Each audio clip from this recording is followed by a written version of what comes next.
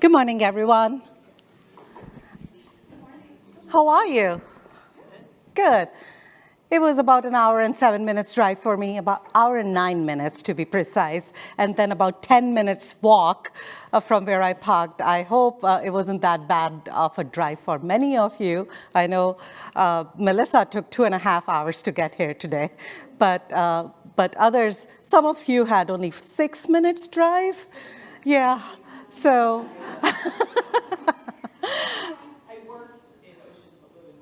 Yeah. So we all are out of our offices today, which is good, a little different, setup for us to work today. I really appreciate your coming here today to, once again, this is our second meeting for fiscal year 26. We will have one more in summer. We are scheduled to be in CCM on June 18th. Please mark your calendars. I will be sending invites sometimes later in April while we digest everything else that's happening around us. We have a very extensive agenda today. I am changing little format for this time. Melissa, I, and Kelly had given some thought to how we are adjusting 3 different interest groups that form this affinity group. We are a unique affinity group where we have grants, foundation, and PR. Sometimes we overlap.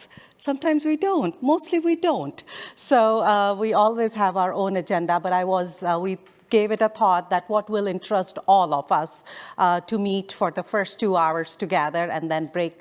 First 2 hours, yes, 10 to 12, and then we break for our lunch, working lunch in our little subgroups. So we have Maria. Maria will be back in a minute. Maria is going to talk about the updates in New Jersey and at NJCCC. And then we have Ulysses, who has joined us online. Ulysses Roman is an author and works at a National History Museum as a grant manager in the grants world. He's going to talk about the use of AI in everyday use. Many of us are already using it. Some of us are getting started with it. So he is a published author and has talked about AI in many areas. So he will be presenting us. And if there will be any questions, we will have time for that. And then we're going to break for lunch and have our separate subgroup discussions. A lot is packaged. I think Maria has a lot to share today. So I'm going to give Maria another minute, and she can get started with us. Anything anyone wants to share at this point? We are a small group. I think we can go a really quick introduction before Maria gets started.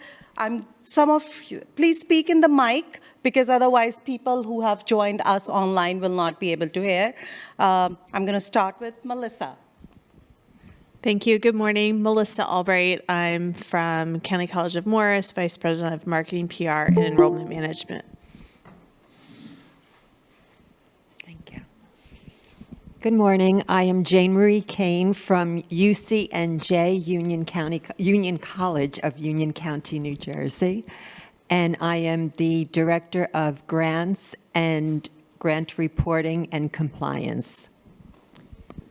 Hi, I'm Kristen Kulik. I'm the Grant Manager at UCNJ Union College. Good morning. My name is Beth Hurley, and I'm the Assistant Director of Grants at Bergen Community College. Hi, Lisa Kelly, Executive Director of Middlesex College Foundation. Good morning, Jamilat Fibo. I'm the Director of Grants for Middlesex College. Good morning, Nicole Lewis, and I'm the Manager of Annual Giving and Donor Engagement at Middlesex College. Good morning, Maria Chapligan, and I'm from Ocean County College, Grants Manager, Post-Award Compliance. Nice to meet you. Good morning, Jan Kirsten from Ocean County College, Executive Director of College Relations. Good morning, I'm Casey Clayton. I'm the Executive Director of Grants Administration at Ocean County College. Good morning, Jennifer Christopher, Hudson County College, Assistant Vice President for Communications. Good morning, Dara Sanchez. I'm Communications and Data Coordinator for County College of Mars Foundation. Thanks. Good morning, Matt Nielsen, Grant Development Coordinator, County College of Morris. Hi, Shelley Geer, Director of Grants, Rowan College at Burlington County. Cody Miller, Executive Director of Advancement and Foundation at Rowan College of South Jersey. Mikhail Jenkins, Policy Analyst, New Jersey Council of County Colleges. Larry Levanka, Bergen Community College, Executive Director of PR. Peter Kirk, Bergen Community College, Director of the Foundation. Hi, I'm Stacy Lineberg. I am the Director of Grants here at Brookdale. Hi, Stephanie Dorman, Associate Director of Grants here at Brookdale. Good morning, everybody. Nancy Carey, Vice President of Advancement for Brookdale, and I want to welcome you, and I want to say thank you for those who did the road trip. I know it's long, but at least it's not snowing anymore. Good morning, everyone. Jocelyn Casada, Executive Director of College Relations at Brookdale. Well, Brookdale, thank you so much for hosting us today and having morning coffee. And I'm sure that there would be wonderful lunch today as well. Over to you, Maria. It's better if I use this, I guess. I sort of feel like, yes, no?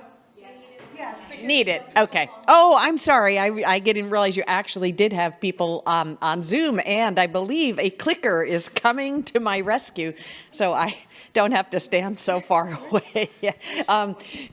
Well, okay. So for those of you I haven't met, I'm Maria Heidkamp. I'm the Chief Innovation and Policy Officer at the New Jersey Council of County Colleges, which means I do a lot of the council's legislative and policy-related work, which means Cody Miller in the corner over there is somebody I work with in different contexts. So I'm a little bit thrown by the, but happy to have you as part of this group. I'm here on behalf of the college. I am aware of that.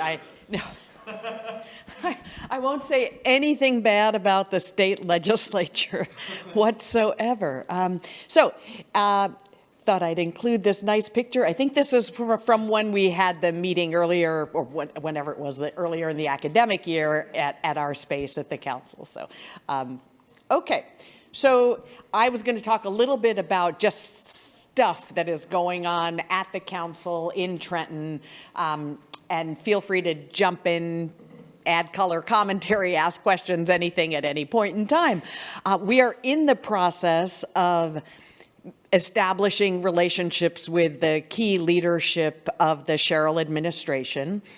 This includes her top team, the chief of staff, the chief counsel, and the chief operating officer. First time in New Jersey's history that the state has joined many other states in having a chief operating officer. In case you are curious, I now understand that the chief of staff, Alex Ball, describes her role as sort of setting the vision and policy of the governor.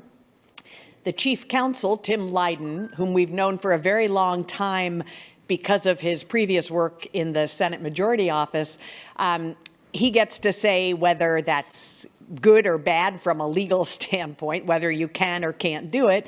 And the chief operating officer in this new arm of the governor's office gets to implement it.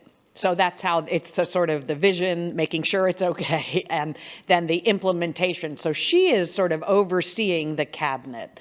I see that we've been joined by President Stout. Did you want to do a few words? You is on the agenda. Well, I know, but I don't. If you'd like to, yeah. Okay. Well, if because I could be going for hours yet. So at any point you decide. So in terms of well, I do want to point out within the chief operating officer's staff, there is a senior director of strategic initiatives and economic opportunity. So we're very excited to establish connections to Todd Fisher. He comes out of DC. The CHIPS Act at the Department of Commerce, he was in charge of implementation of a lot of that. I think he's going to be terrific. I met him yesterday. And I guess when I think economic opportunity, I think our, opportunity agenda, our future ready, all of the community college work, a lot of what he'll be tasked with will also have to do with things like energy costs and housing. So opportunity agenda much broader, economic opportunity much broader than I sometimes think. We are in the process of getting meetings with the Commissioner of Education, who comes from Texas. We're very excited to learn from the K-12 experience she brings from Texas, the good and the bad.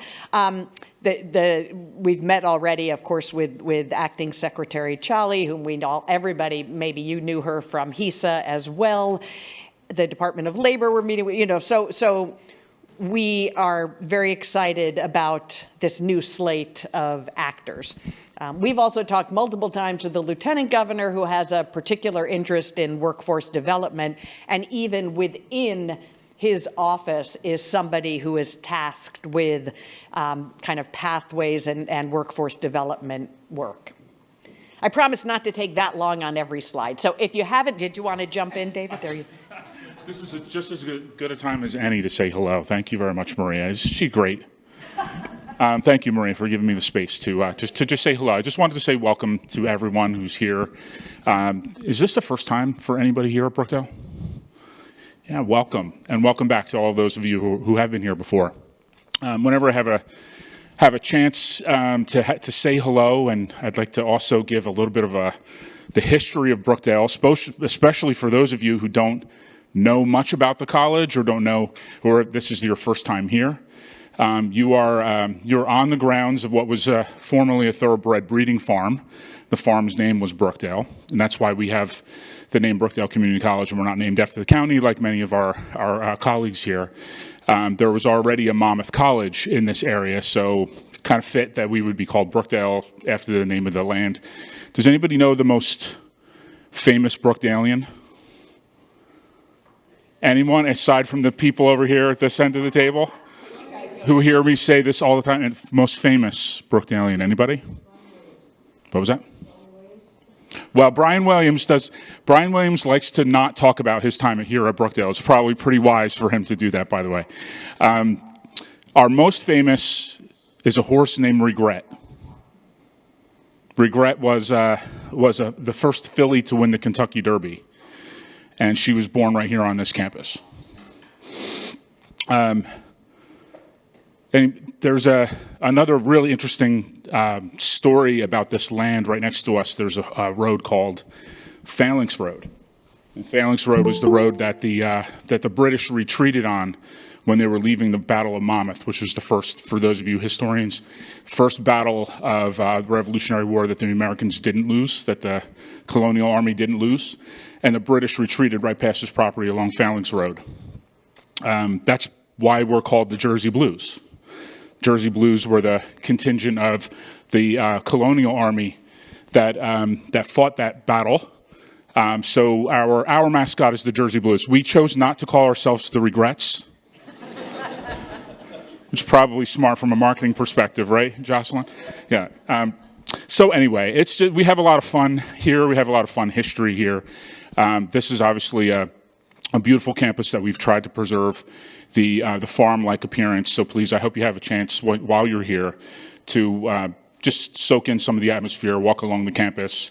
You're obviously always welcome here, and it's always a privilege to be able to spend time with folks that are in advancement offices. You are is smiliest a right word? Smiliest? You are the most smiley people on college campuses from my perspective. So it's always good to be able to spend time with you. Thanks for all that you do, and have a great time when you're here. Welcome to Brookdale. Thanks. Back to Maria. Thank you, President Stout. Okay. And we'll see you later. I think we just called that we added a president's meeting to our schedule for 2:45 this afternoon, in case he maybe didn't hear that. Okay, so if you didn't see them, the transition action teams for the governor, at the time governor-elect, Cheryl, came out with all of their reports. I had the privilege of serving on the Jobs, Economic Opportunity, and Prosperity for All Transition Action Team, and I'm also very happy to say that quite a few recommendations that grew out of the work of the council and the presidents did make it into the final report. There is a caveat at the beginning of these reports that says basically anything that isn't budget neutral may not get taken up or implemented. So we don't really know how much of the transition report recommendations will guide the new administration, but the folks we've talked to so far have said, yes, I'm reading, I'm wading through those, I'm making my way through them. So just a couple of highlights. There were two subcommittees particularly focused on things relating to community college, evidence-based job training and apprenticeship, and investing in higher ed and workforce pathways. We've never had a real youth apprenticeship program in New Jersey the way they do in some other states, where if you're in high school, you can, like in your junior year, you might do 3 days in high school, 2 days as an apprentice. In your senior year, 2 days in high school, 3 as an apprentice. You graduate typically with community college credit through either dual enrollment or doing your related instruction at a college. It's a fabulous model. I don't know if they'll implement it, but we're certainly going to talk to the new education secretary about prospects like that. Degree apprenticeship is another one, of course. We've got some sort of scattered emphasis on degree apprenticeships throughout the colleges, but we'd like to see more. And in terms of higher ed and workforce pathways, they included our recommendation around 75 by 2040, which I'll come back to, but we think New Jersey needs a new post-secondary educational attainment goal. 75% of adults in the labor market between the ages of 25 and 64 is how that typically gets explained, should have a degree or credential of value by the year 2040. And the of value part means it leads to a job where the wages are at least 15% higher than the median wages for a high school graduate. So we think that would be terrific for New Jersey to commit to. And again, I will come back to that. Expanding our Pathways program, there is a reference to the community colleges, pathways to career opportunities in there, and the recommendation that potentially be expanded. They're interested in pathways broadly, though, both ours and others. Everybody's favorite topic. Well, I'm standing, and I don't look like I don't know what I look like. It's Friday. I might be, it's a long week, but I don't feel like I'm going to faint or, just like completely, because it was not a disaster, right? It could have been much better, but it could have been much, much worse. So for the first time in several years, the governor's budget does not wipe out that 20 million. We're not going to do the 20 million operating aid dance. The last few times Governor Murphy took it out, and then we go into hardcore advocacy mode. We meet with all the legislators. We take groups of 40 or 50 students to all the public budget hearings, right? We have pizza. I mean, it's so much that goes into that kind of advocacy. And the governor proposed level funding for community college operating aid at $169.1 million. We understand that even at $169.1 million, we're 46th in the country for state support of community colleges. This is not like we get ahead. We'd asked for an inflation adjustment of 3%, $5 million. We didn't get that. But in the scheme of a budget where there are cuts galore, this, for us, we believe, is a victory. That said, our advocacy around the budget will be tied to healthcare cost increases. The governor did say the state health program is on the brink. She said New Jersey has not done itself any favors by letting the state health benefits program kind of get completely out of control. Many of the colleges are facing 30 to 35% increases. We had estimates from all of the business officers. It's $35 million in extra healthcare costs this year. So whereas normally we'd be looking for a budget resolution that would restore operating aid, we will be now looking for a budget resolution that will help offset the cost of that healthcare. Our original proposal to the treasurer was for $30 million for a one-time infusion of funds to help with that Cody with the legislator hat on just for we have a meeting with presidents this afternoon. We have to decide, in the scheme of this budget, will we be asking for 30, 20, 15, what we have to decide how we're going to do that, but we will be asking. So aside from that, people get confused when they see that fringe benefits line that has in it. That is the state part of employer, or it's the state fund for employer retiree health benefits. It has nothing to do with that 30 million, 35 million extra that I was talking about for health insurance. That is just completely, in some ways, irrelevant to us, and we almost shouldn't include it there, but it is. I'd gotten a question from Melissa about the Student Success Incentive Fund. We're happy it's still there at $2.5 million. It is half what it was 2 years ago, though. It was $5 million, and several years before, we had asked for that to be tripled, because we know what helps with community college students. We know they need advisors and mentoring and other kinds of supports.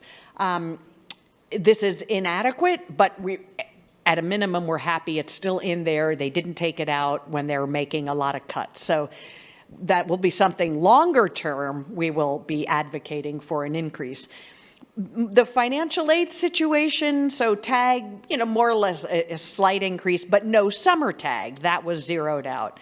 One of the first questions that the governor's leaders got at an event a day ago was about summer TAG, not from community colleges, but from a private institution. But so I think there will be advocacy around summer TAG. We may not be leading it, but we may certainly get on that bus. I mean, we have a lot of students for whom keeping that momentum in the summer is critical. Part-time TAG for community college students, so we have some increase there. CCOG, we are very unhappy to see a cut in CCOG of almost 25%. And that is on top of a huge cut last year, right? We lost 2 tiers of CCOG, there was 65 and under, 65 to 80, 80 to 100. Those second and third tiers are gone, which is completely not a good thing. That said, I will say that CCOG technically is an entitlement program, so I was told, and I'm not going to say by whom, but it's somebody who should know, that because of the way it's structured, they would have to find the extra funds if the demand is there. So we're not going to make a huge. We're going to raise awareness about it, and we might try at some point to have some students who are on CCOG come to budget hearings, but it's not going to be what we're leading with in our advocacy. So the other important thing I want to note here is that it's buried in a different part of the budget, but the Workforce Consortium, $6 million, which goes to the Pathways program, which really all of the colleges benefit from. So any budget questions? Yeah. So Maria, I know we're flat. Where did the 4 years fall? They had substantial cuts on a lot of things. Yeah. Garden State Guarantee for some reason stayed flat, but there were other cuts. And the independents, it was like a 50% cut to their operating it. I think I sent something out last night that everybody should have gotten that had that slide on it, and a link to the budget and brief where you can find, I forgot what page it is, but the higher ed page where you can look at everything. I think this is part of why we're trying to figure out how to position ourselves, because the 4 years are going to feel like they took a much bigger hit. And in some ways that would be a little bit consistent with the governor in her, the little that she talked about higher ed during the campaign was around things like apprenticeship, workforce pathways, and whatnot. So I think she's been enormously supportive of County College of Morris when she was a Congress member, right, because that was her district. So she's very familiar with the kinds of things that CCM does, the partnerships with the businesses and stuff. So I think this is why, we're trying to say this is a level setting year for them. They got dealt a bad hand in so many ways. The structural deficits are terrible. The geopolitical stuff, right? Erin lost a $10 bet to me because I said she would some point mention rising gas prices, right? New Jersey is a state that drives a lot. I mean, that 2 weeks ago, we weren't talking about rising gas prices. And is this war going to be, another week, a month? Is this entrenched conflict? So, in light of all of that, we don't want to be like we're whining. We want to kind of be, I don't want to say good sports, but good advocates, but also good sports, I guess. So did you guys see the recently released economic impact study? Because I don't want to spend a lot of time. I do want to call it to your attention. I know that many of the individual colleges, 9 of them also got studies right in the last maybe 2 weeks, and some of the others had studies from earlier. But this is the first time, I don't know, maybe in 30 years that the council actually did a statewide economic impact study. So I'll make sure you have the links. That really, I won't spend a lot of time on this, but the bottom line, given whatever the methodology is, but this is the leading company for doing these kinds of studies.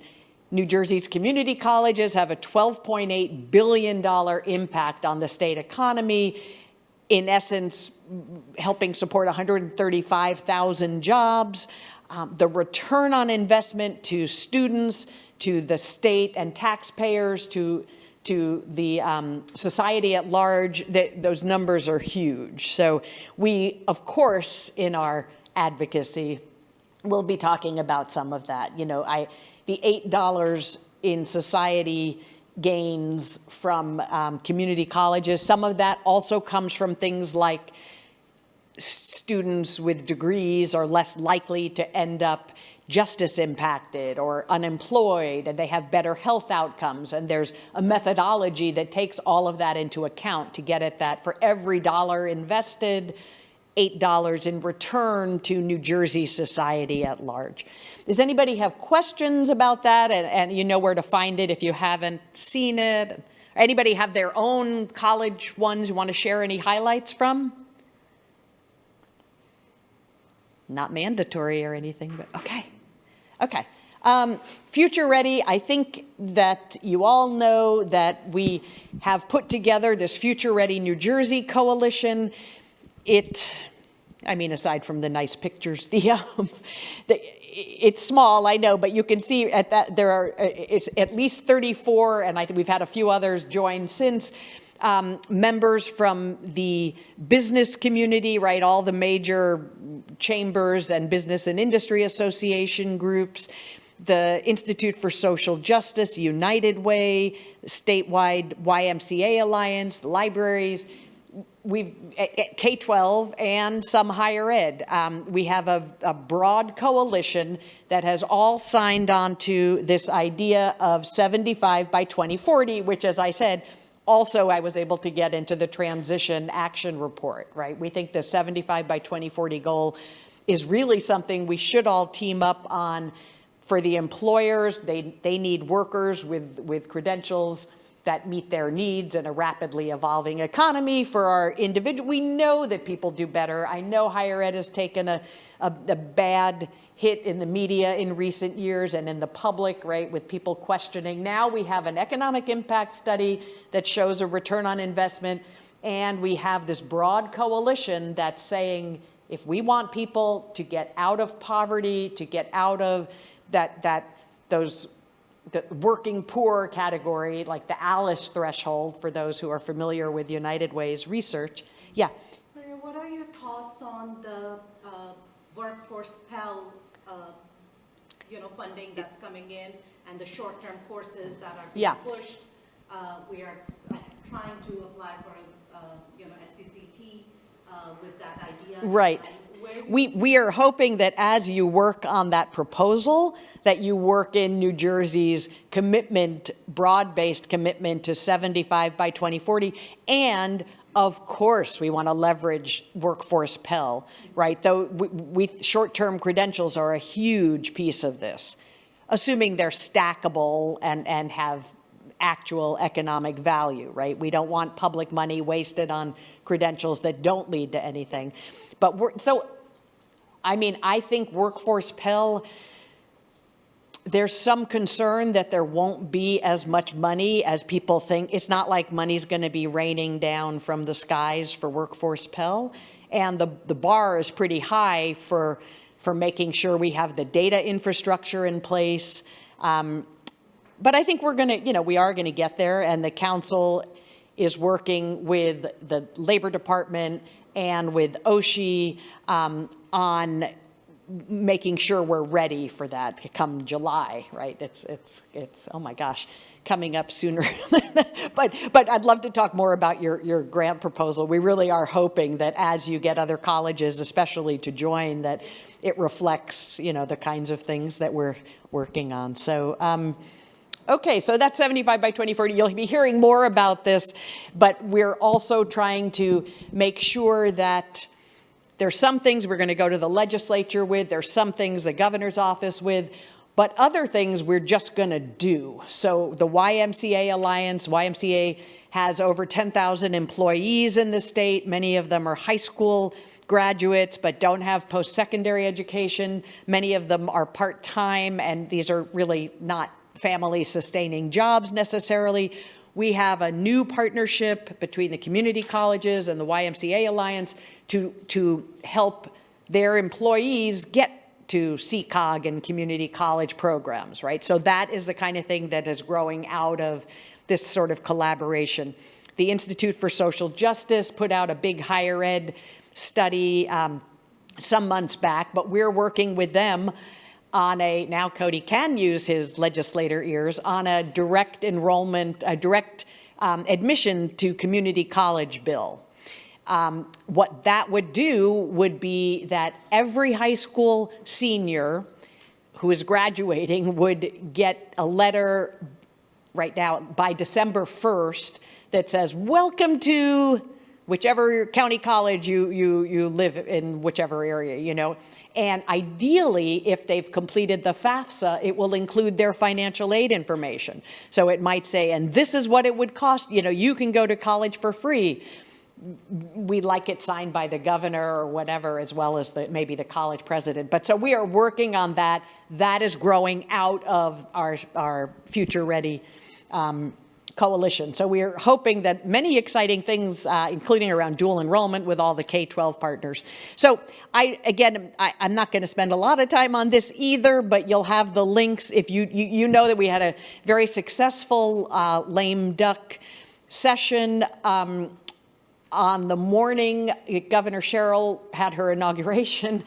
Governor Murphy, in like the last hour in office, signed 5 of our opportunity agenda bills. There were some changes to some of them that we didn't love, but on overall, we think it was a great victory for the council and for community colleges. So, there's a council modernization, which is making us act more like the system that we need to be in this day and age. The 4 years can be all over the place, right? And you didn't hear me. I'm not saying anything bad about, but we are in a position, we know we're more effective when we're 18 colleges working together on a lot of things, whether that's through things like the joint purchasing, or through having a vision, right? We're not just going to the new administration, wah, we need money. We're like, we have these 4 pillars, and we are going to absolutely move the needle on economic mobility. So, we're excited about council modernization. Pathways was codified. We wanted the law to say the Department of Labor has to work, and we didn't get everything we wanted, but it does say New Jersey has the Pathways to Career Opportunities initiative through the colleges.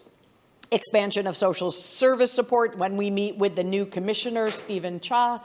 We're going to talk about those partnerships between social service agencies and community colleges, which work both ways, right? Helping students get benefits, at least benefits that still exist until the current administration gets rid of them all. But I meant the Trump administration. And then, but also helping people on benefits learn about career opportunities and education opportunities. New economy opportunity skill, it's a big mouthful there, but what that one basically is about closer collaboration between workforce development boards of the public workforce system and community colleges. We know there's a lot of duplication of effort, a lot of silo. We've got to team up. And the industry valued credential list, which also, of course, would support what needs to happen under Workforce Pell. So this says what ended up in the final law was NJDOL may create rather than must create. We're not happy about that, but we can still go to the new Commissioner of Labor and say, look, here's this thing, let's figure out how to do it together. It's to your advantage and ours. Hey, Cody Miller, thank you for your help with our many bills. I'm not going to go through this. I'll take questions in a minute. I just want to call a couple of events coming up here at Brookdale. I think even in this, I thought it was in this space, maybe not. April 24th, we have a student leadership summit. We had, I think, about 350 students last year. It was absolutely amazing. And I don't know if any of you, maybe you'll help publicize it or share pictures and social media stuff after we have it, but it was truly an inspirational event. The summit is June 9th to 11th at Hard Rock in Atlantic City. Of those 3 days, the first day is the Pathways Summit, and then the second 2 days will focus on community college best practices across all of the, whether it's student services, institutional event, right, all the kinds of things. For those of you who've been to one of our summits, you know there's a lot of emphasis on the colleges presenting on some of their best practices. We'll also have some national speakers and some emphasis on getting new administration folks there. So I think oh, wait, I lied. One more thing I want to call your attention to, not talk too much about. 14 colleges, one of which has two campuses that count. A number of colleges in New Jersey joined this Federal Reserve Bank of Richmond Survey of Community College Outcomes. Are you guys familiar with that at all? So some heads are nodding. You'll have these slides so you can look at it. The link to the full report is there. But I think you all know that using the standard, like iPad's way of saying what outcomes look like for community colleges is very disadvantageous and does not reflect the students who go to community colleges, right? It leaves out part-timers. It leaves out, it depends on when you start. It only counts a relatively small group, and it has a very specific way of saying what you get credit for. So it looks like in New Jersey, let me just go, I'm just going to go. So here, for example, the traditional graduation rate that would show up for New Jersey's, for these, let's say 14 community colleges, would be 31.6%. Using the Richmond Fed success rate, which is now being used by a number of states, right? Where this Richmond Fed is a wonderful organization, no bias, they're not selling us anything, right? These are researchers who said, how do we make sure we really reflect what's going on with students who are transferring maybe without graduating, students who are part-time who didn't count. So all of a sudden, the success rate is 53.1%. I mean, we still have a ways to go, but it is a better way for us to start to capture what's happening. And there was a bill that was signed into law that says that higher ed institutions will have to start posting more data about their graduation rates or outcomes. And we ended up, we got an amendment, or we had the language changed to make sure that OSHI will work with the council to decide for community colleges what the right metric is, right? It may be different from a residential four-year college. It's just a different ballgame. So we are going to try, I think, to encourage them to let us use the Richmond Fed rate for the colleges that participated. A few didn't, and we hope that a couple more do join us, but you know, it is really to our advantage. So you'll have all this stuff in the slide deck when Anjali sends it out. I am happy to take any questions. I don't know if there are a million topics you wanted to talk about that, like, I didn't even think about mentioning, or, you know, that was all overwhelming and too much, too fast on a Friday morning. So, but I'm open to questions, comments, whatever. And seeing absolutely none. I don't know if that's a good sign or bad sign, or... Okay, I give the mic back to you then. Thank you. Thank you, Maria.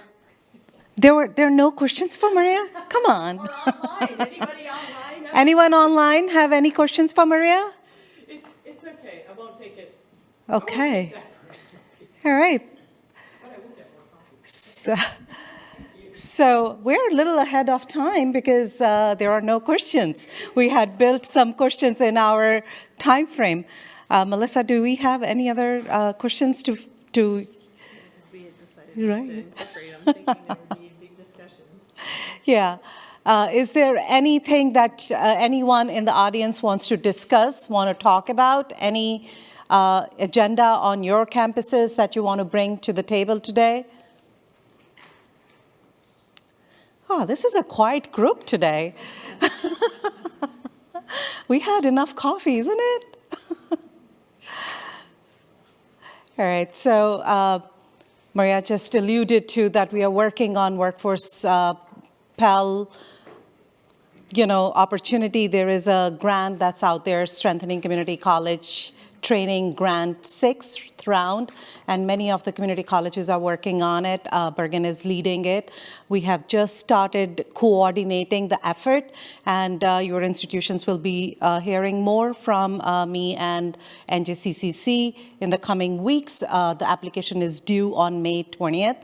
If the grant folks who are here, if you have not heard about that on your campus, please reach out to your presidents to talk about it and encourage them to respond to Dr. Fishner's email that he sent this week so that I get to know who is the point person. And we are working on it. I mean, I was excited to be the lead, but then once I was told that, yes, you are the lead, I was like, come on, what have I done to myself?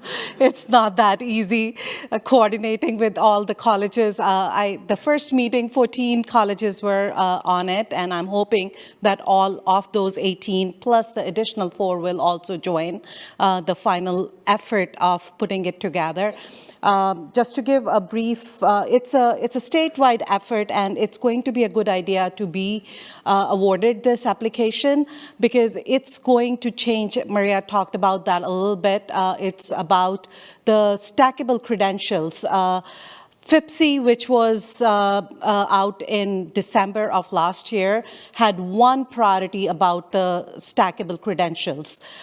This Strengthening Community College grant, this year, the entire grant has only one priority, which is stackable credentials eligible for workforce Pell. I had some questions last night from some presidents that can the semesters be shorter, 6 or 7, because at some campuses, they have abridged semesters, 6-week semesters or 7-week semesters. Can that be considered for this application? Yes and no, because basically the application is asking for 8 to 15-week long stackable credentials. At my own campus, I have been preaching everyone, what does that mean? Many of the faculty was not in touch or not in line with the idea, and many don't believe in that, if I can say that, that what is stackable credential and why are we talking about it. So it's nothing new that we are creating in most spaces.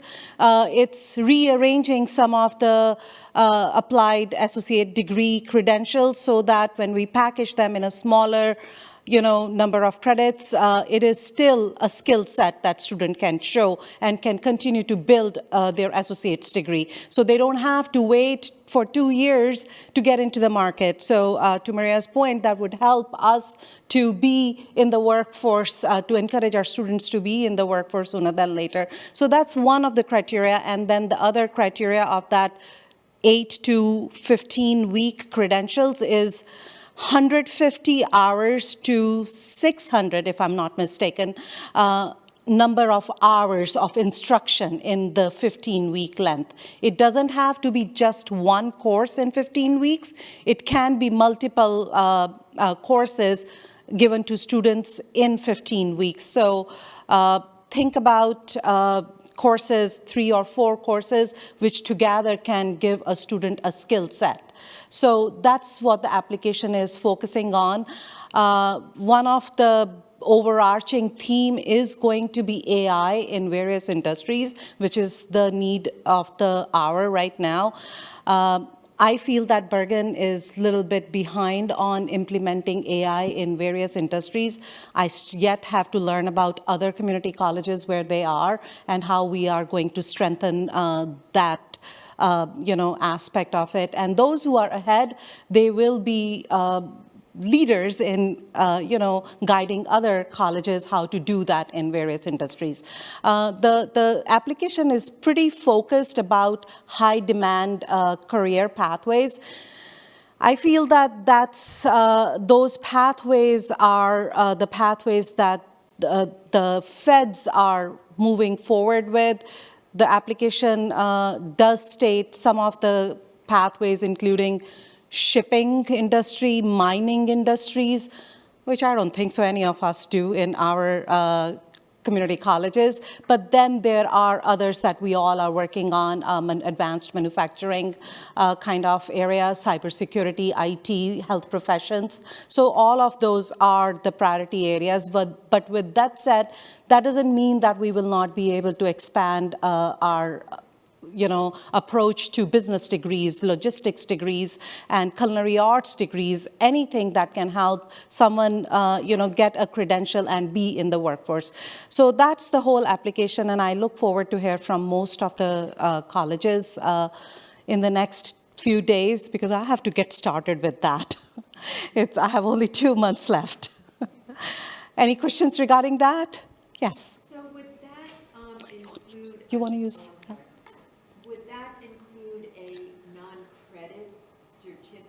So that's a good question. Yes and no. So there has to be a pathway leading to a stackable credential. So that's the goal. So if the workforce Pell, I understand it a little bit, but not completely. Maria may know more than I know about workforce Pell, how that works.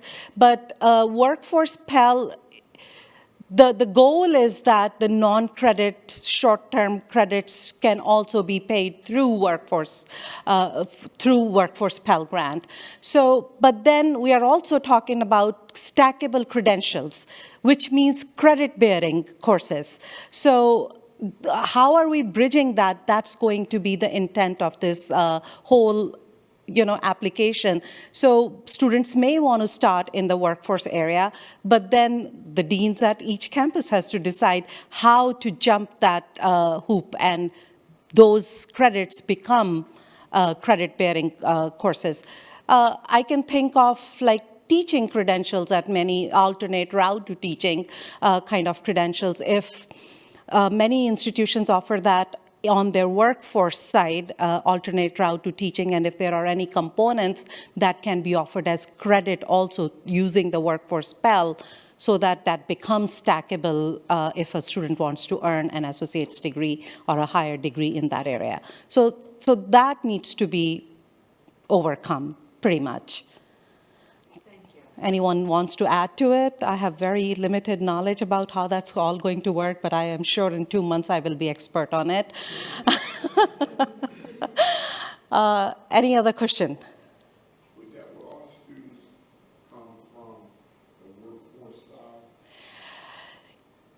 Yes and no. It could be all. So it could be our fresh incoming students right out of high school, students who are not sure whether they want to spend 2 years, or those who have a need to be in workforce sooner than later.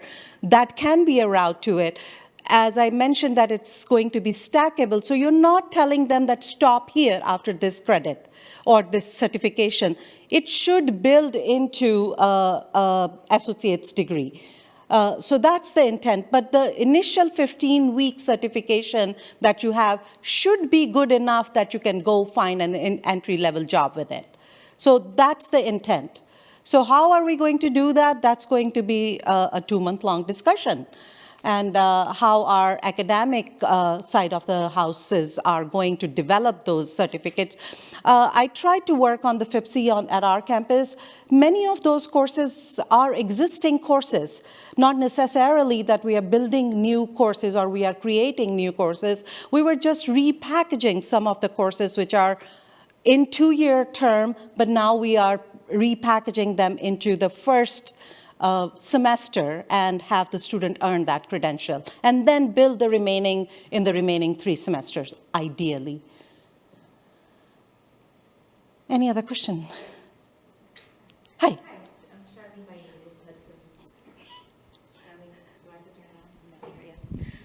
Amy with Hudson County Community College. I was just wondering if I know this is a bit early on, but do you have any idea in terms of the timeline, or could you give us some more clarification in terms of the time? Yeah. Okay. Because I know I did sit in on the last call, the initial call that we had, and I know that the next step was the reconvening of a subcommittee that was going to work on the coordinating of the development of the proposal. So I am still waiting to hear from all the presidents. So hopefully, if not by today, by Monday, I should hear from most of them. I have heard from 5 out of the 14 who were on the call, the first call. So I am scheduled to meet Catherine Starhill on Wednesday. Once she and I have the list of who is going to be the core team to work with me, then we will have that. And I will want to finish the draft. I know the deadline, and I want to work, the reverse. That's the person I am. I see the end goal and start working from that. When I was a kid, I used to solve the puzzles from end instead of from the start. So I want to finish the draft by the end of April. So the 20 days in May, I can use it to, circulate the draft for feedback and for improvement and all of that. So my timeline is going to be everything between that. But what I can tell you, one of the things that I am going to do in the next week or so, sooner the better, you will be receiving, so people who will be the point people on each campus will be receiving a survey form for some of the questions, including what are your strengths, which industry would you like to lead, what are your needs to develop these courses, what is your approximate budget that you would like to have, and all of those good questions. We're still giving it a thought that what we need to collect from each college. So once we have that, once I know who is going to be the point person, we will be sending out that survey with a very quick turnaround period. Maybe I'm going to give you guys 2 or 3 days. Hey, because I feel like I'm losing time. There is a deadline to it. It's not like Granted that the other application we're working on, which doesn't have a deadline, but this has a deadline. So you will receive a form, and that would be the first start. And because 14 colleges, 28 people. Even if I try to organize meetings, it has to be at least 2 to 3 hour long meeting to hear from everyone, which may not be ideal. So I want to collect that information before I go jump on a call to talk about that. So there will be a lot of communication in the coming days, but I'm still waiting to hear from many presidents as yet. All right, there was another hand I saw. No? Okay. Any other question? No? Casey, come on, you should have a question. Yeah. Okay. All right. So we are still ahead of time by 15 minutes, but we can get started. I have our next guest, Ulysses Roman. I'm going to shift the screen a little bit so that we can see him.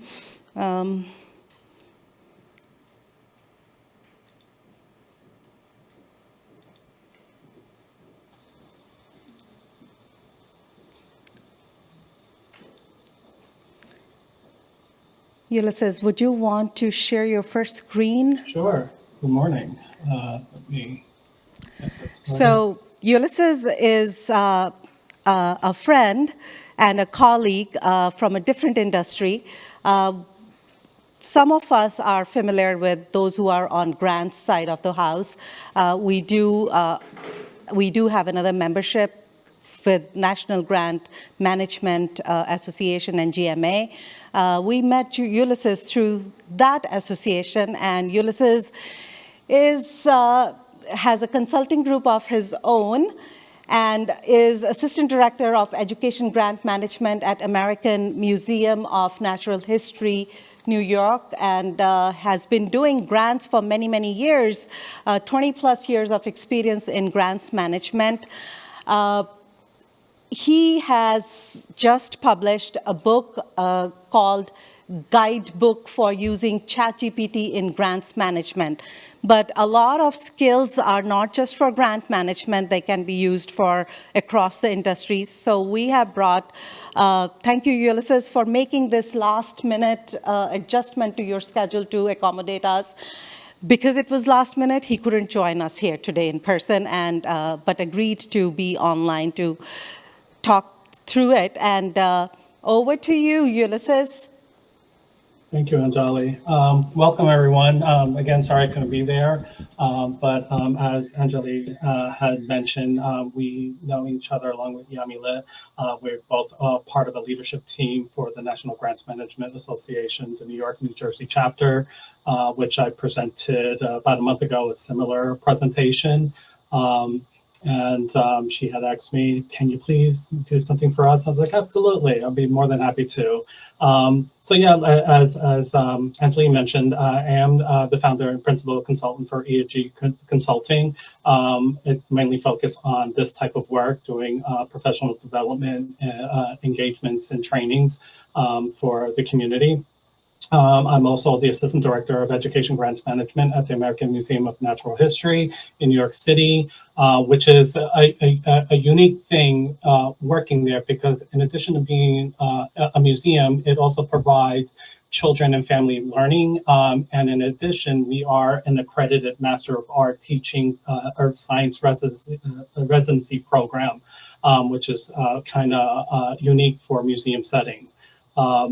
And I did not recently publish it. I did publish about 2 years ago this book. So thank you, Anjali, for calling that out. I really appreciate it. The book is mostly focused on using ChatGPT, but more about prompting, right? How do you communicate with it to be more effective in grants management? Let's go to the next slide. So again, I'm excited to be here sharing practical strategies and how AI tools like ChatGPT, Copilot, and Gemini can support your work you already do. I know that this industry is rapidly growing, and there's a lot of hot topics in different political, professional, and cultural views. Some of you may be wondering about the environmental strain, the job displacement, social impact, the erosion of creativity, or even human connection associated with AI. Those are all valid concerns. However, this presentation is not going to address all those concerns. What this presentation will focus on is how AI tools like ChatGPT, Copilot, and Gemini are not here to replace people, but are here to support the work that we currently do. This presentation will show you how AI handles repetitive tasks, help draft content, and organize information so you can focus on judgment, strategy, and relationship. So I want you to think about AI tools as an assistant, not decision makers. Human expertise is still needed to ensure accuracy, content, and final approval. So why is this conversation matters now? So the current environment in 2026 is defined by a widening efficiency gap where organizations are operating without AI tools are facing quantifiable disadvantages in speed, funding, and competitive and strategic capacity. Anjali kind of mentioned that earlier. So AI tools have shifted from an experimental tool to a baseline operational requirement. Organizations relying solely on manual processes are effectively paying a time tax for every task.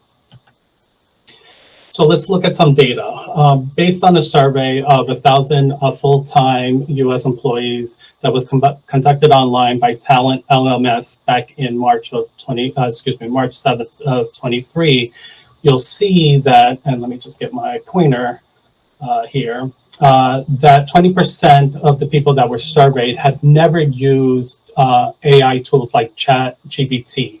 And then we have 10% who have not used it in work purposes. However, there was 70% that used ChatGPT for work purposes. For those that did use ChatGPT for work purposes, say that the AI tool helped them improve their time management by 61%, boost their productivity by 57%, access information and make decisions faster by 53%, and increase confidence in their day-to-day work by 37%. So to help with efficiency gaps, let's look at the 3 tools you already are probably using or have available to you. This includes, again, as I mentioned, ChatGPT, Copilot, and Gemini. These tools are also known as chatbots. So what is a chatbot? So a chatbot is an AI-driven tool designed to understand and generate human language. Most are powered by 2 core technologies: natural language processing and large language models. Natural language processing, NLPs, is a branch of AI that allows computers to understand, interpret, and process human language. Many of us already use this on a daily basis in tools like spell check in Word, software like Grammarly, and predictive text on your mobile devices. So if you're texting somebody, you'll notice that the text will start creating the next word because it's already kind of intuitive of what they think you're going to say next.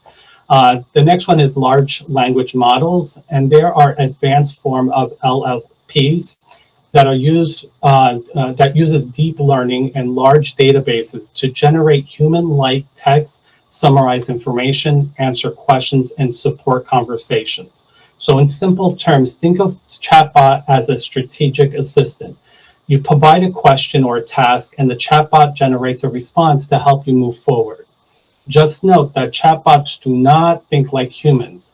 They are trained on vast amount of information to recognize patterns and produce useful outputs. So let's look at some of the key features of ChatGPT, Copilot, and Gemini. So starting with ChatGPT, which is a product from OpenAI. ChatGPT is an acronym for Chat Generative Pre-trained Transformer. They are good for generating original text. They perform data analysis, calculations, pattern identification, and visualization from uploaded information or file. It allows users to create custom GPTs for specific workflows, and is considered strong for natural reasoning, brainstorming, and human-like dialogue. The next one is Copilot from Microsoft, And this is only available in the Microsoft 365 environment. So if you have an older version of Microsoft, it's not available for you. This is helpful in drafting emails, summarizing meetings, creating presentation, and it's designed mostly focused on business. And the last one is Gemini by Google, and it connects Google's workspace, finding information across your Google platform from Gmail, your OneDrive, your calendar, and maps. It understands and processes text, videos, images at the same time. And when I created this presentation, it led in research text using Google search for real-time information and search optimized content. So what that means is it actually goes online and searches the web for the information. ChatGPT, when it was first developed, it was based on a set of data that was imported into a cloud up to a specific year, and I believe it was 2023. With all the new updates to ChatGPT, Copilot, and Gemini, they all now have access to the web. So now you can get real live information when you ask for it. All right, so there's a few things to consider before using AIs that's important to recognize. One of them is potential risk. Chatbots are powerful, but they're not perfect. They can generate incorrect, outdated, or incomplete information. So their responses should always be reviewed and verified first. Privacy is another key concern. Avoid entering personally identifiable information, financial data, confidential details into public chatbot. Public chatbot is exactly what it means. It's out for the public. Now, if you're paying for the service, there is an option to make it private, so it only lives on your platform. There is also a risk of over-reliance. If chatbot outputs are accepted without human review or intervention, errors or misinformation can spread. So human judgment and source verification remains essential. And finally, be aware of your organization's policies. Some workplaces support the use of AI tools, while others may limit or prohibit them. Always confirm what is permitted in your environment. Another thing we want to look at is ethical use of AIs, meaning using the tools with transparency and responsibility. Do not present chatbot generated text or images as entirely your own. Acknowledge when AI helped draft ideas or content. Always respect confidentiality, data protection rules, and compliance requirements. Keep in mind that chatbot responses can reflect bias from their training data. So it is important for you to review the output carefully and avoid relying on them as the sole source of information. So being ethical and transparent, as you can see throughout this presentation, there's a lot of images here. Supposedly that's me and my chatbot. Those are all AI generated. I've also was able to use my preferred platform right now is ChatGPT to upload a previous presentation to review and modify specifically for this presentation that you're seeing now. It's a powerful tool. I'm definitely pro AI, obviously with restrictions, but again, it still falls on my responsibility to ensure that the information that's provided to me from these outputs are accurate and there is a source that supports it. Best practices for using AI. Now you're going to see that throughout this presentation, it sounds like I'm repeating myself, but it's important that if I'm repeating myself, that it's important to understand why I'm repeating it. So think of chatbot in this case as a co-pilot, not autopilot. They're there to support your work, but you remain the pilot in control and responsible for the outcome.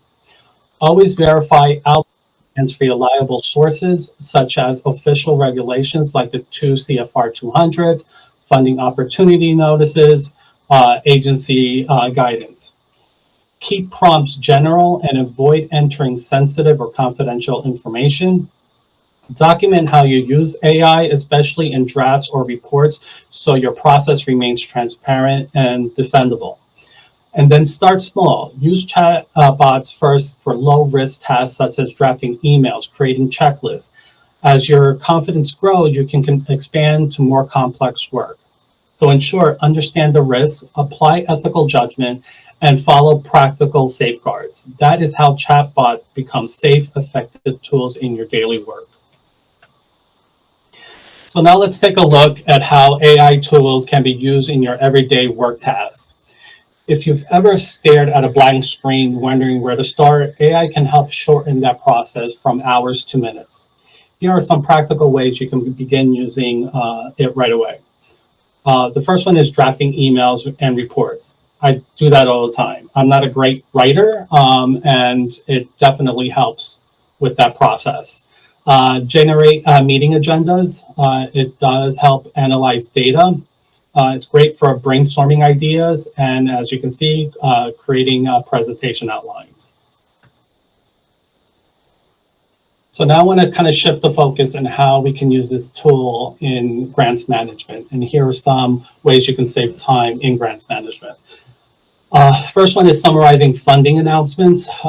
Second bullet point is drafting proposal sections, aligning project ideas to funders' priorities, writing budget justifications, which I do all the time, and drafting progress report languages. AI tools with structure, AI tool help with structures, but not strategic decisions. You still bring the program knowledge and institutional context. AI just helps you helps you get the words on the page faster. So let me show you some examples, some prompts that you could use in any of the three platforms that we mentioned, from ChatGPT, Gemini, or Copilot.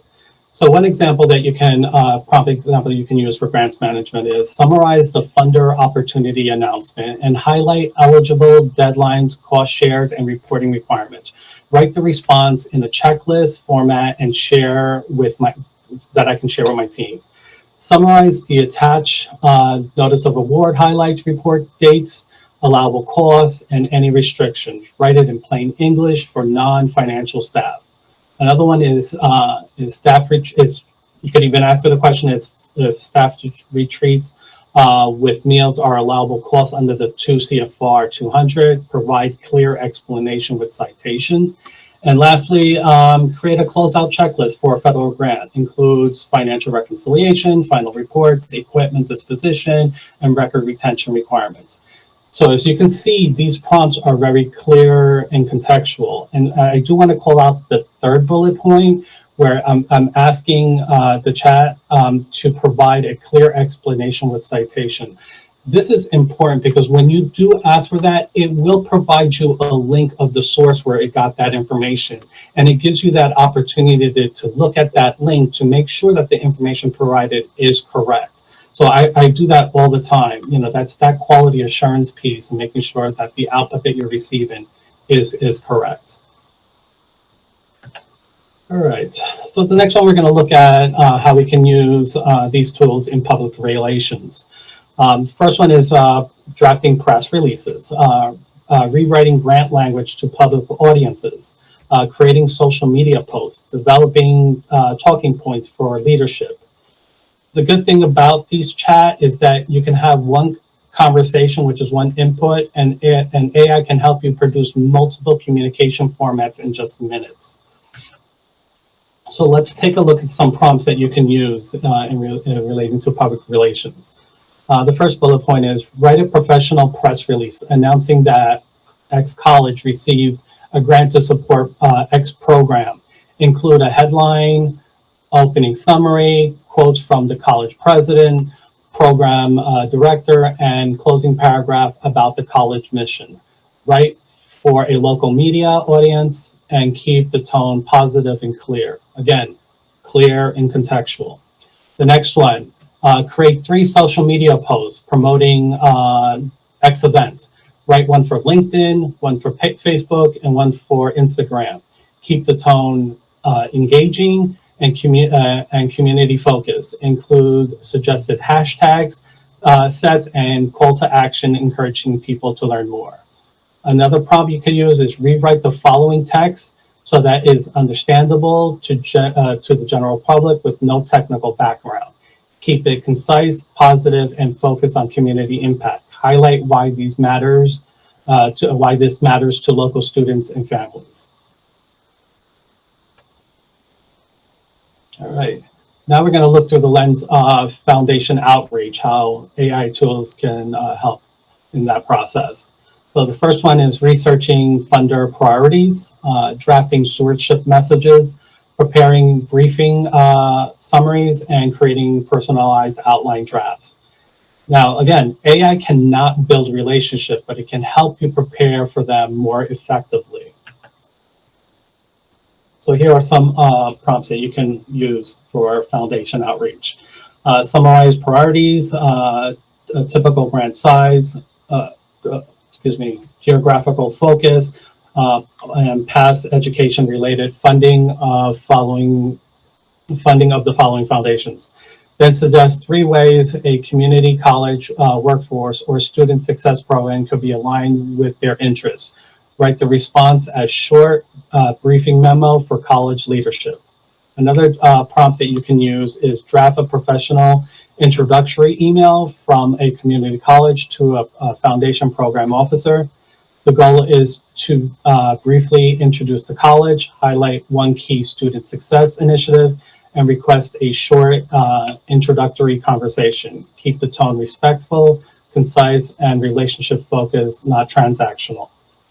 And another one is write a donor stewardship message, thanking a foundation for supporting a community college program, emphasize student outcomes, community impact, and appreciation for the partnership. Keep it warm, professional, and suitable for an email or annual report.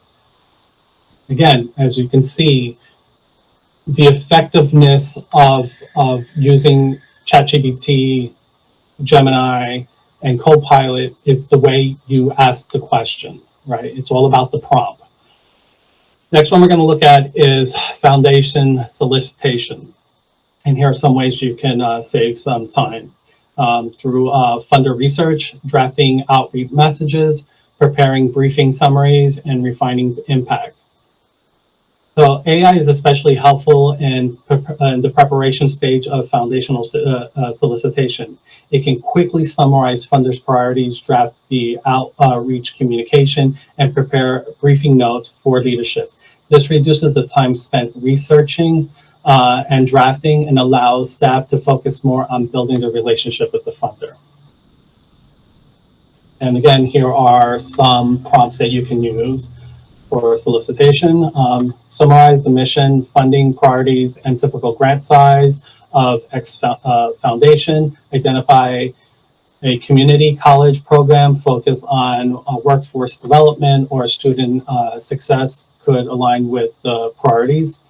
Draft a short introductory email from a community college advancement office to a foundation program officer, introducing our institution and requesting a brief conversation about potential alignment with their educational funding priorities. Another one is create a short concept note describing a community college program that supports student success and workforce training, emphasizing on community impact, partnership, and measurable outcomes. And the last one, prepare a one-page briefing summary for a college president meeting with a foundation.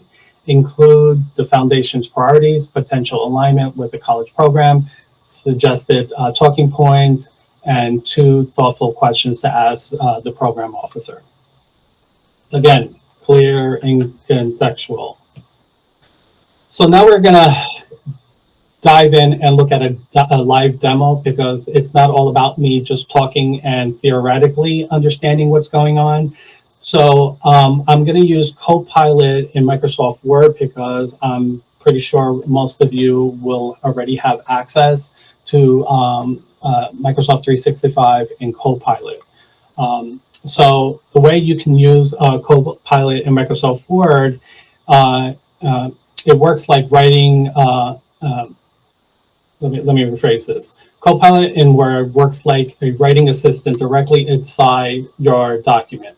Instead of starting with a blank page, you can ask Copilot to generate a draft, summarize content, or rewrite sections for clarity.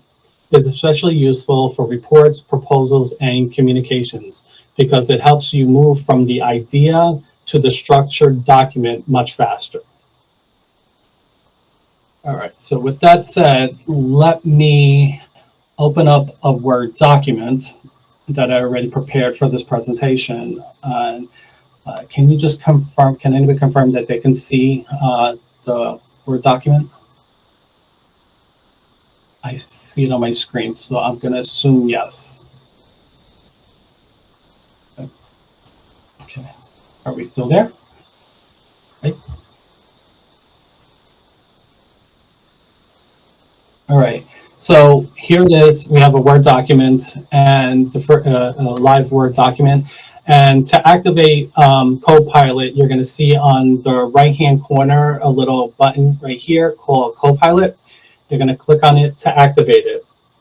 There's two ways of working with it. You can ask the question directly into this dialog box, but it's also very intuitive. So I already have some samples that I want to share here. So the first one is to write or improve the existing text. So right here I have an email that I want to have Copilot review and reformat.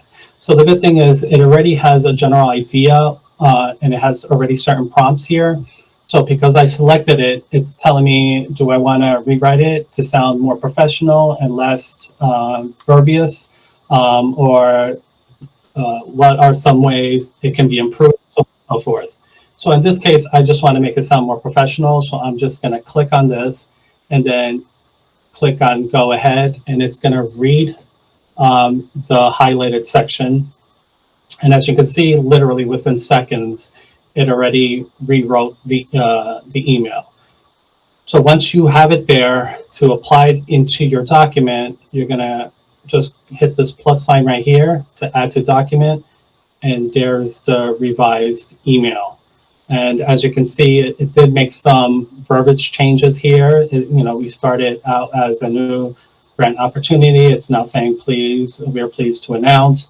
So it already structured this email. So again, it's up to you. It's on you to review the email to make sure that it didn't change it in a way that it's misleading or incorrect.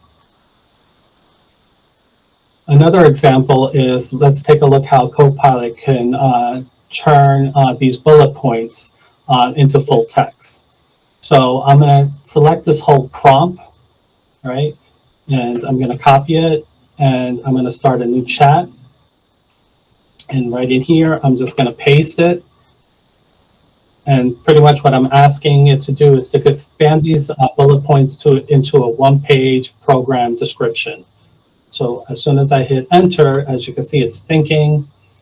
And within a few seconds, it gave a complete one-page program description.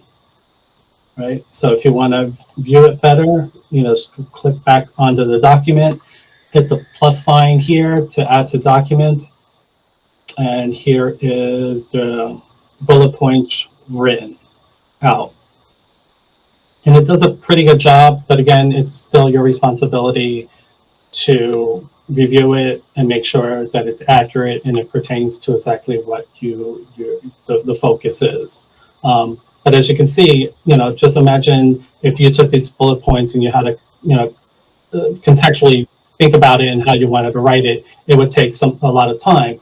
Over here, it took seconds, and now it's a matter of you just reviewing it and just saying, okay, I need to change this word, or this is not correct, but this wording is correct. So those are the time savings. Again, it's not going to be perfect, but that's where the human intervention comes in to make sure this is exactly what you want to generate. Another good example is creating meeting agendas or notes. Again, I'm just going to copy the example here. I'm going to start a new chat. I'm going to paste it into the chat. And I'm going to let it run its course. And again, literally, it's seconds. Based on your bullet points, it created an agenda. And as you can see, the first bullet point, use chatbots responsibly, never misunderstanding, but, so on and so forth. So based on those bullet points, it provided the agenda, which is the welcome and introduction, a brief introduction of the audience, overview of the meeting goals, grant opportunity overview, so on and so forth. So again, you could spend maybe a half hour, an hour doing this, and using Copilot, you got it in seconds, and pretty much all you have to do is just make the necessary edits. And the last example that I have here, I think I'm still on time, yeah, is generating tables and structure content. So over here, this is just pretty basic, build a timeline for 12 months grant project. And I will copy that prompt. Yeah, start a new chat. Let's enter it. And let Copilot do its thing. And there it goes. It literally created a table, 12-month table, that now I'm just going to add it to the document. And there you go. So that is the live demo of this. Let me go back to the presentation. I hope that was informative. So now that you've learned some ways to use AI tools, how it can assist you on your daily tasks, are you ready to give it a try is your question, right? So, you don't need to start big. You don't need a big rollout. You can start by drafting emails or drafting or reviewing one grant draft, or drafting or reviewing one outreach message. The goal is to start with just one task this week and see what happens until you build confidence. So today's message was very simple. AI tools are not here to replace your experience. They're here to support it. As this presentation demonstrated, they help you draft faster, organize information, and communicate more clearly, but your judgment and your expertise remains essential. If you start small and use them thoroughfully, thoughtfully, they become a practical assistance that saves time and reduces daily work. I hope today I leave you with at least one idea on how you can use these chatbots this week. But if we have time, I'm more than happy to open up the floor for some questions or reflections. Thank you, Ulysses. We do have some time for questions. Anyone? Please use the microphone. Let me just share this part too. I believe, Anjali, you did print this out, but if you are interested in learning more about me, you can follow me on LinkedIn. I do have a website with more information. And again, I did author a book called Guidebook for Using ChatGPT in Grants Management. This book is mostly focused on those prompts, those helpful prompts through the life cycle of grants management, from pre-award all the way to close out in internal controls and audits. So it's very comprehensive. So I have printed this slide for you, and it's on your seats. So thank you, Ulysses. Let's open the floor for some questions. We have first question here. Hi, Ulysses. My name's Matt. I work in grants at County College of Morris. I had a question for you about if you had heard of context engineering and if that's something that you use in your daily work. Yeah. So yes, I heard of it. Do I use it? No. So I mostly focus on the prompts itself. AI is so powerful and so broad, right? So there's this element of the prompts, which is what I focus on. There's the machine learning where you're actually creating these commands where the computer itself works independently. That's not my area of expertise. I would definitely love to learn how to do it. I'm kind of close to it. So my current work is more in budget and finance in managing our grant proposals, budget versus actuals. I have used AI when it comes to building budget templates and visualizations.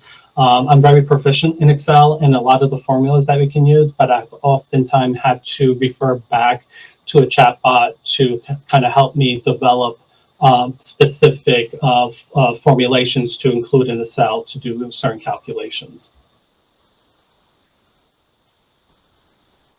Mike. I think I answered the question. Thank you for your presentation. If you were to use ChatGPT, how would you credit that in something that you've prepared, and where is the appropriate place to place that credit? Yeah, so definitely if like in a book, definitely your bibliography, you'll put that. If you, in the presentation itself, you'll see that if I did the images, I definitely gave the credit to the images. When you're doing presentation itself, you can document it anywhere throughout the document or just verbally tell it, right? The purpose is, if it's going to be documented like this and shared, definitely it should be part of the presentation anywhere in the document. Just to add to that, so federal government now allows you. I can't hear you. So federal government now allows you to use AI for various applications. And the most interesting case was during the FIPC application. There was one 501c3 who was awarded FIPC for $1 million, and they had done the entire job using AI. And they were one-person company from someone's bedroom, and they were awarded $1 million. So that was one of the most interesting cases of use of AI in the past 3 months.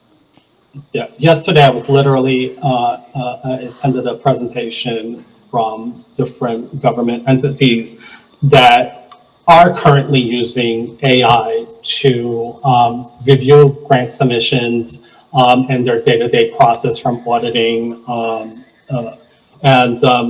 They encourage it, right? But they're also able to determine, if it was AI generated, right? So if you're not familiar, with using, like chatbots like ChatGPT, Copilot, and Gemini, after a while, they're very standard languages or formattings that kind of trigger, wait a minute, this looks like it's AI generated. So, there was a way of spotting it. And for me, again, if I get something that's AI generated, I vet it out, I rewrite it, I double check the sources. If I don't feel that source is good enough, I'll do my due diligence to, do a source research, right? And apply, because it could even be a more current source that's more valuable than the one that was provided. Again, these chatbots are not perfect. There are time savings, but it's still your responsibility to vet the information that is being provided to you. You are the expert. It's not, right? Any other questions? Go ahead, please just. Do you know anything about how to set up recurring proprietary database sets? For example, every time I use it, I go back in and I say, use our brand guidelines, use our strategic plan, use our website. I add them every single time for language and usage. Is there a way to set those up so they just stay put and the chat knows always to use it and I don't have to redo that every time? Excuse me 1 second. So the answer to your question, yes. I know definitely through ChatGPT, you can create custom chats where within, and unfortunately I won't be able to show you through this demonstration, but you could definitely Google it or even ask ChatGPT to help you with that process. But you can make custom GPTs where you're already providing the guidance, right? And then, you're telling them, you want this format, you want it, set up this particular way. And then it becomes a button, right? So when you click on it, when you upload the document, it already has the prompt. So you don't have to constantly write that prompt over and over again. It already knows, right? Because you already provided its guidance. And to add to Eunice's answer, I think if you have paid any of these AI accounts, which we all have through our institutions, they already kind of know what you have been using in the past. So I sometimes, not sometimes, many times I use AI, and the things that were uploaded a few weeks ago, AI kind of picks it. But if I'm using it at home on my home computer, which I don't have a paid, Google Gemini on it, I have to provide prompts again and again. That's my experience using AI. So if you are using a paid account, it kind of recognizes it compared to an open AI source. Anyone else? Yeah, I can kind of add on to that. You're absolutely right, Anjali. So again, you're working with an AI tool that remembers, right, prior conversations that you have had with it, right? So like if I ask it right now, if I ask ChatGPT, hey, tell me a little bit about myself that you know, it will literally do a bio about me based on the information that I already provided. That's kind of scary, right? But it is what it is, right? Like I think there's the pros and cons, right? If you're not comfortable with being that vulnerable about your information, if you're not, then fine. But if you are, maybe this tool isn't right for you. But again, that's why I kept on prompting and saying, you have to be careful on what you provided, right? The rule of thumb, if it's not public information, do not include it, right? You're not going to share your social security number. You're not going to, put student information in there, so as you're creating these prompts, you got to think, through the process of the information that you are sharing and modify the language, or, instead of saying person's name, you're going to say person 1 wants to do this, person 2 wants to do that. Now, based on whatever, how will these two people interact, right? Like I'm throwing a very weird example, but the point is that if you're concerned about privacy, then your prompt should be, again, very general, using the college name, it's public information. The organization's financial statement, it's public information, right? So, when you're using that, right, again, if you're using it in public, if there's a public account, very cautious. But if you're private, just remember that information stays in your platform. But in both instances, it's learning about you, right? What you're writing, and it's learning more information. That's how these programs work. It's a network of knowledge or information gathering. And then it collects it and it comes up with more information to provide you.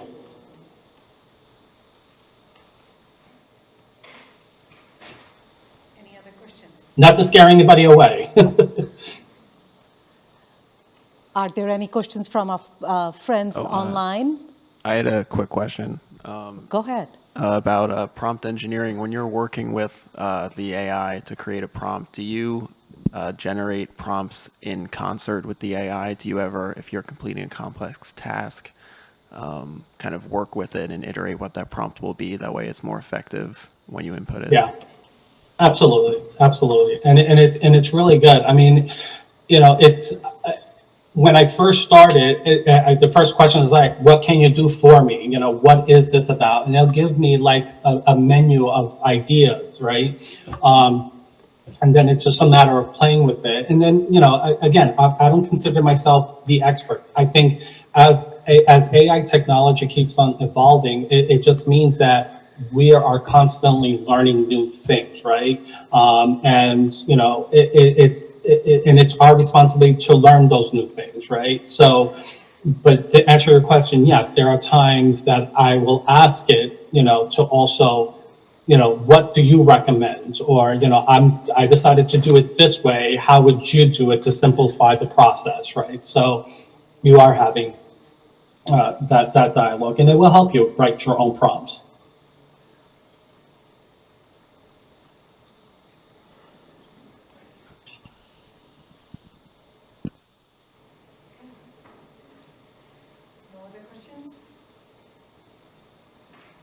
Any questions from our friends online? Okay. Well, thank you, Alyssa. Thank you so much. I think we all learned something new. Many of us are already using it in our everyday, life. I use it. Yesterday, Beth and I were stuck with a COI insurance issue, and we could not think of, because NJEDA kept telling us 100, 500, 100. I was like, what does that mean? I mean, in 10 correspondences, that's all the information they were giving us. Beth and I are not insurance experts. We asked Google Gemini to answer us what that is. And we were a little bit more educated, and then our next email was based on that information. So it helps in things that you don't know. I love using it. I hope everyone else do the same thing. Ulysses, thank you so much. I appreciate your time today. Yep. Our lunch is being served, so we have about 15 minutes before we are ready for lunch. So if you want to take a little break, please do so. This is a good time to take that. And once we come back, I can work with Brookdale Group to rearrange our tables in 3 sections, and then we will pick one area, and we'll divide ourselves into subgroups for an hour while we have our working lunch. Thank you. Thank you, everyone. Thank you.